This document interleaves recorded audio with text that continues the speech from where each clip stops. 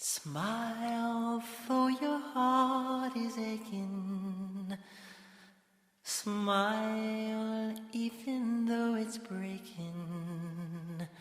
When there are clouds in the sky, you'll get by. If you smile with your fear and sorrow, smile and maybe tomorrow you'll see the sun come shining through for you.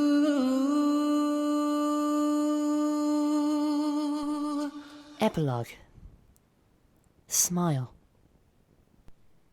As we were always told, a song, story, and a life need a beginning, a middle, and an end. And now we had a life to honor.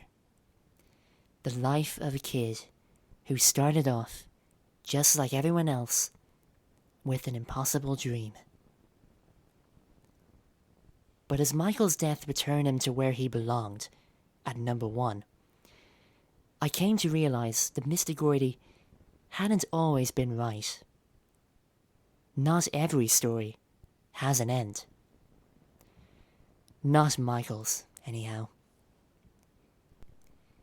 He is, through his music, that which is past and that which is yet to come, immortal. As he always wanted to be. His life, voice, and message have a sense of continuation even in death. And it's almost as if he's locked himself away in creative mode, writing songs up at Neverland. Sometimes that's what I tell myself. So, when it came to planning his memorial service for the world, it wasn't about writing the end. It was about the send-off and honouring his legacy. We knew how close he had come to pulling off the comeback everyone had doubted. The most amazing show anyone will have ever seen, as one of his inner circle said. And now, we had to do our best, in limited time, to put on a memorial service to match no other. We had a family meeting and took our usual show of hands on the ambitious plans we threw around. Let's hold a service at the Washington Monument for one of America's greats. Let's do it at LA's Coliseum, within its vast bowl.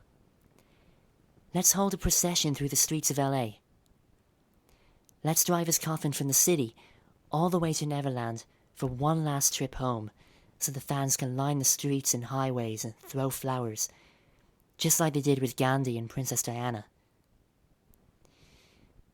But the ideas either didn't earn a majority vote, or there were logistics to think about. The LAPD said it was expecting at least 2 million fans to pour into the city to commemorate him. We've never dealt with something on that scale before, they said. All the police chiefs and sheriffs from different counties gathered in my living room to discuss street closures and security. During the passionate discussions, I looked at Mother. She seemed, at first, uncomfortable with the size of our vision, and we could tell that she was torn between her beliefs about praising only Jehovah and the need to give her son the global respect, love, and remembrance that his star demanded. She was wondering if we were going a bit too far. Bless her. In her eyes, Michael was only ever one of her 9 babies who had grown up and done well. She, like Michael, wasn't one for fuss when it came to private events. And I think it was hard for her to reconcile a very private grief with an incredible public demand. It was Janet, who stood up and said respectfully that we were going large, regardless of what the people at the Kingdom Hall might think. Because Michael belonged to his fans just as much as he belonged to us. Mother, who had always told us that there would be no Jacksons without the fans, smiled. Okay, she said. And before the public memorial, we will hold a private viewing and family service in accordance with the Jehovah's Witness faith, we reassured her. Okay. I think that's what Michael would have wanted, she said. And he would. It was always going to be impossible to stage a memorial that was accessible for all Michael's fans. So we had to settle for television to share the event with the world.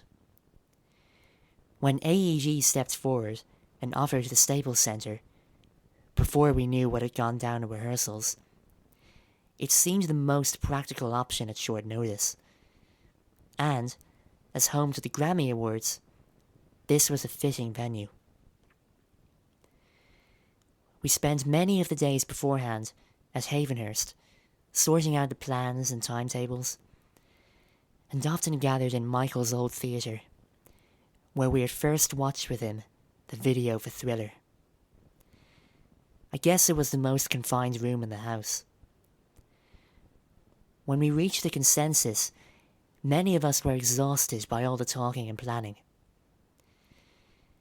There was a moment when Mother and Joseph were just sitting together in the middle of those red velvet seats, and Mother broke down. My father put both his arms around her, and then we all joined him in a big family hug. Eventually, Joseph stood up. "Stop it now! You're going to make me cry," he said. For the first time in our lives, we saw our father show emotion. There were tears in his eyes. That was some moment. Joseph gets a hard time in the press, but Michael thought the world of him. People forget he's human, too. We're not a business. We're a family, and he is our father. Those days in late June and early July passed so quickly. I have no idea how we got organised in time with AEG and all the friends, music and memories. But, come July 7th, we would stand backstage with Michael one last time, waiting to go on before a packed arena and a worldwide television audience. The brothers united, as it had been at the beginning. Before the public memorial, we held a family-only service at Forest Lawn Cemetery, where we would later lay Michael to rest. I had always wanted Neverland to be his final resting place, and I flew up there to scout for an appropriate plot. I found a site not far from the train station, near a paved area with the ranch logo, the boy in a crescent moon. It was, to me, the ideal location for a private mausoleum. But Mother didn't agree, probably because she had heard Michael talk so strongly about never going back there. Yet, Neverland is Michael, his joy, and his fairy tale, and I will always maintain that that is where he should be. On the morning of our private memorial, we left for Forest Lawn in Glendale, setting off from Havenhurst in a fleet of vehicles under police escort. From the air, the cortege must have looked as long as a presidential cavalcade. That was when I started to notice how many people had stopped in Ventura Boulevard out of respect. And when we reached the 101 freeway heading south, it was shut down on both sides. There wasn't a car in sight in either direction, which, as anyone from LA will tell you, is as rare a sight as can be. Wow, Michael, you've cleared the roads. At the service, Wendell Hawkins, our cousin and an elder of the Kingdom Hall, gave a eulogy that was positive and uplifting. He spoke of the Spirit and eternal life.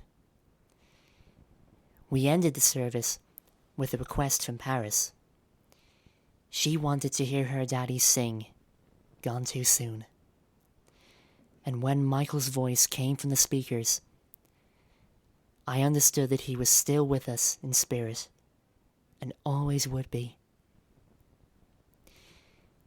At the Staples Center for the public memorial, every little detail mattered. The brothers wore matching suits, with white shirts, gold ties, and a red rose tucked into our top left pockets, accentuating a large bouquet of roses on Michael's coffin. The coffin came from Indiana. We took up our positions, flanking him, each wearing one sequin glove. Pulling his coffin on its trolley into that arena would be our proudest, saddest, most surreal, and yet most honourable moment. After everything that had been thrown at him and said about him, this was the dignity he deserved. I was facing Randy at the front of the coffin, with Jackie behind me, Marlon on the other side in the middle, and Tito holding up the rear, with two pallbearers from the funeral directors.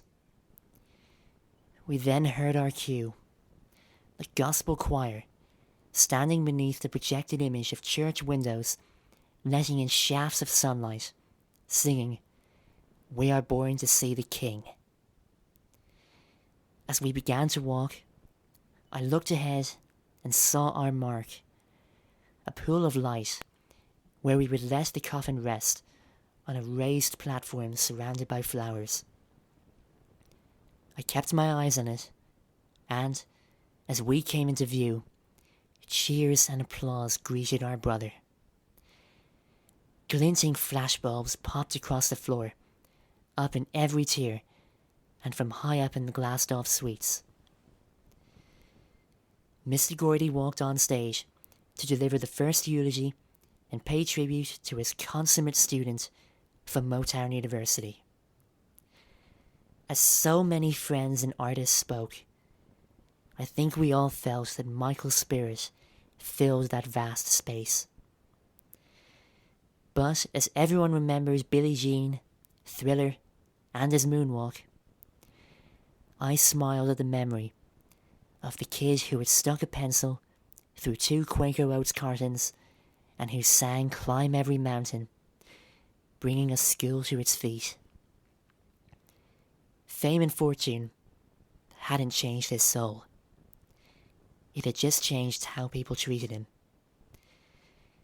He left behind so many great deeds, far bigger than the superstar he was. And he did what every one of us should do. He lived his truth, undeterred by what anyone said, and, forever kind, trusted God.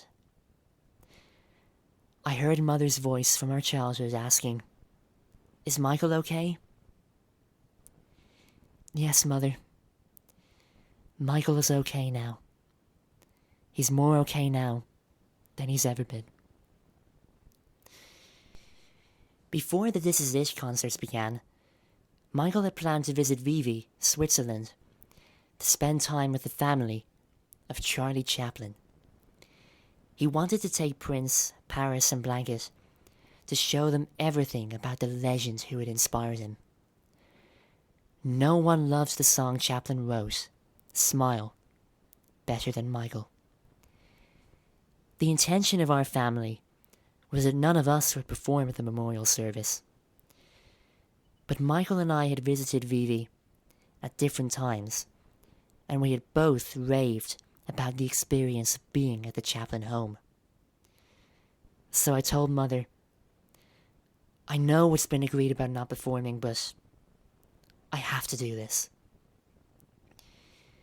Baby, if there's anything you want to do for Michael, now is the time, she said. In rehearsal, I was strong. But when it came to going live, it didn't feel so easy. Probably because the occasion was so loaded with emotion. But someone pointed out to me backstage that Michael's image would be projected behind me, his arms out wide and with a smile on his face. I'd be singing in his shadow, standing before his coffin. I had to do him proud. I hate wearing in-ears and usually avoid them during performances. But on that occasion I had them. So I knew something was off as I sang the first line.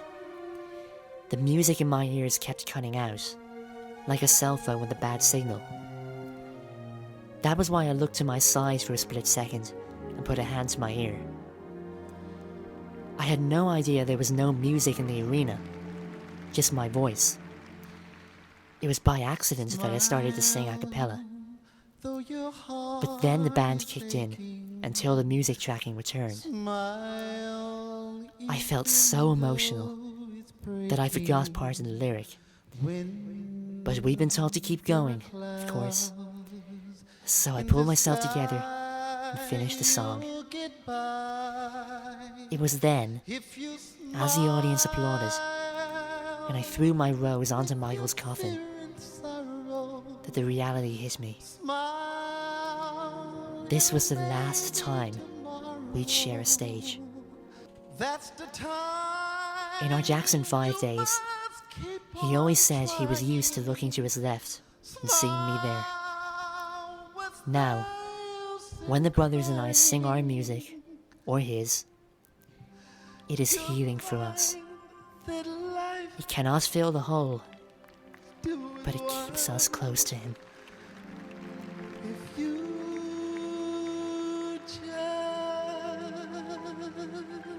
just smile.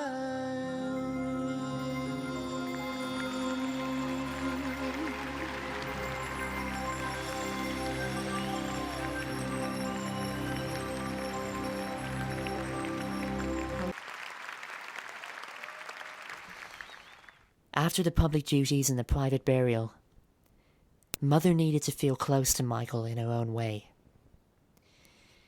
She packed her bags and told us she was returning to Gary to spend some time at 2300 Jackson Street. None of us joined her. She wanted to be alone. When I checked in with her that first week, she sounded so calm. I found comfort, she explained. I can hear him running around the house playing when he was a kid. I can hear his laughter. She stayed at the old house for more than a month, living among those memories. But she also expressed a slight worry. She had noticed, when she looked out of the front window into Jackson Street, that more and more people were stopping their cars outside to take pictures. I've got to get this place fixed up. We can't have it looking like this if people are going to keep coming by, she said. And guess what?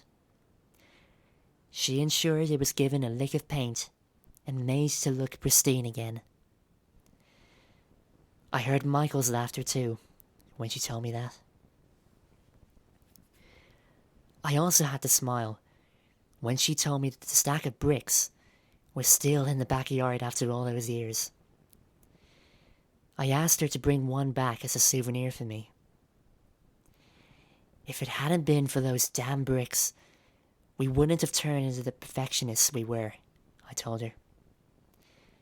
Those bricks were a lesson for life. I have that memento to this day. And Michael's voice is always in the back of my head, saying, "Remember the bricks?" When Mother was back in LA, she came across a lost poem of Michael's, written sometime in the 90s and rediscovered in 2011. It was as if he was pointing her to his own words 2 years after he had died, to provide her with further comfort. This is what he wrote, in pencil, on yellow legal pad paper, and she treasures his words. The reflection of a mother's heart is in the glimmer of her children's eyes. Her every emotion and feeling is somewhere in her children's character. Noble men are what this mother made them. Why does my mother cry? Are these happy tears or sorrow? Oh, please God, let them be happy tears. All my success has been based on the fact that I wanted to make Mother proud, to win her smile of approval. In January 2011, Halima and I travelled to Senegal to visit some old friends. One day, we drove 3 hours away from the city to a village in the middle of a dusty nowhere, where a community lived in clay huts with no water, no electricity, no nothing. As we arrived, so did some guy on a wagon loaded with yellow canisters carrying the village's water supply. But the kids didn't chase that vehicle. They chased ours. Dozens of children ran alongside us, waving and laughing.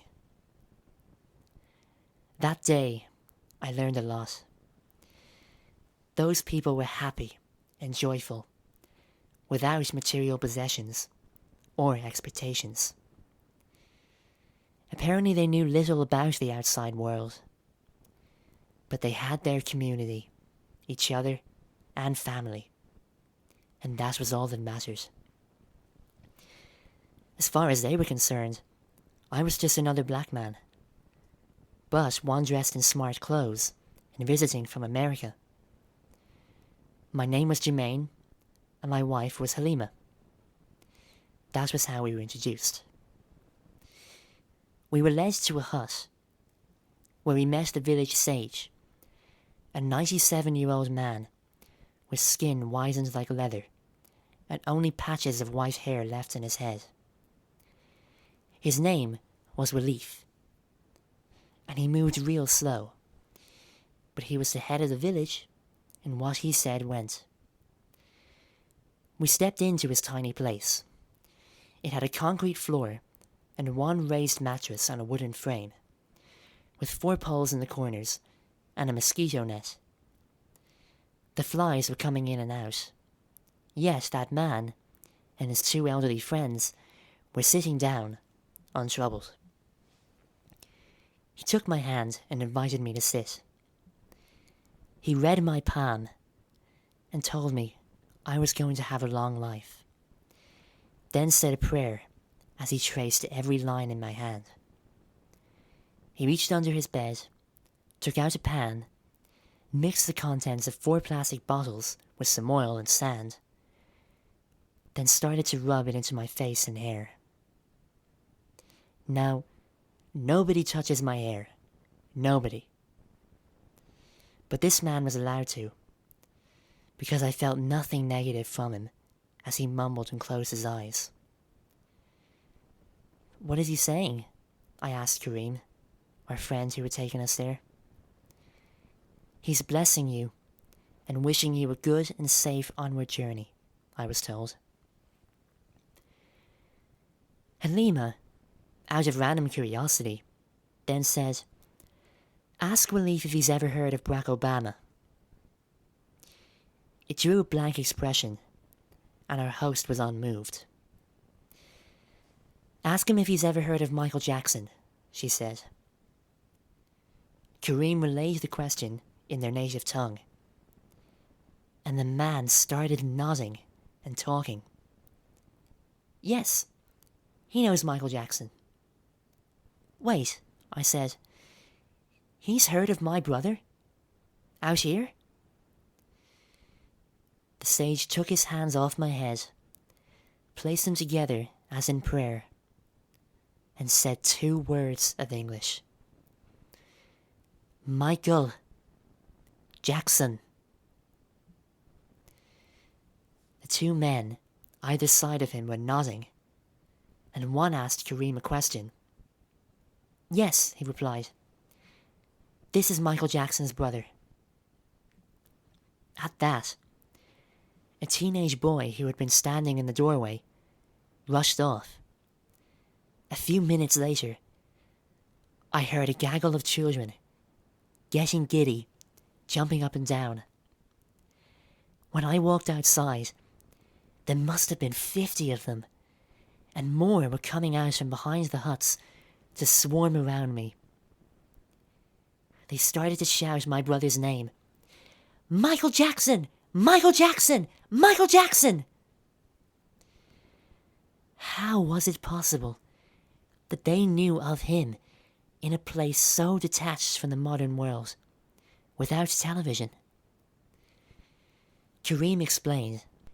They sat around the odd crackling radio. My eyes filled with tears. This was innocence, purity. This was what Michael was all about, and he had penetrated the most primitive, most remote of places. It blew me away, because those people had no preconceived ideas that would have tainted him for them. They knew Michael only as an incredible human being, an entertainer. And that is how the world should remember him. That is what he deserves. I sat down to write this book 2 weeks after that visit, because it is important to me that people the world over understand who Michael was, what his legacy is, and how his time on Earth was spent. I couldn't have been more motivated to write after walking into that village, where I didn't need to explain who he was or defend him. Those African children already knew his name, and the sound of it lit up their faces. Halima threw me a bag of candy, and I stood in the middle of the melee to hand it out. It was amazing to see the excitement that a piece of candy could bring. I remembered Michael standing on our back fence in Gary, giving candy to the kids in the neighbourhood who were less fortunate. And now here I was, in an African community that perfectly illustrated what he had been about all his life, surrounded by his We Are the World's children, who had nothing but love to give and joy on their faces as they shouted, Michael Jackson! Michael Jackson! That is the power of what he achieved. That is his legacy. That's my brother. That's the time you must keep on trying. Smile, what's the use of crying? Can't you see that life is still worthwhile if you